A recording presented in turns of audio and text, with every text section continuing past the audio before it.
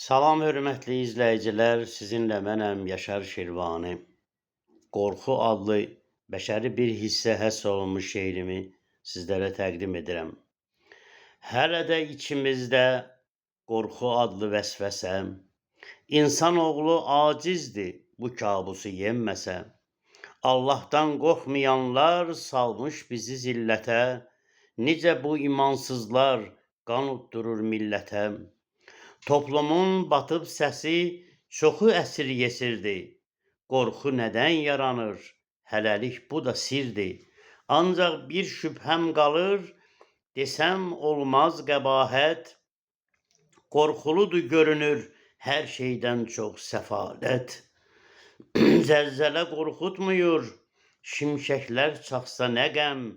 Bir parça çörək üçün qorxuya düşüb aləm.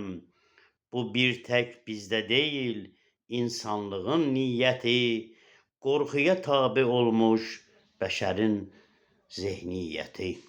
Diqqətinizə görə minnətdaram.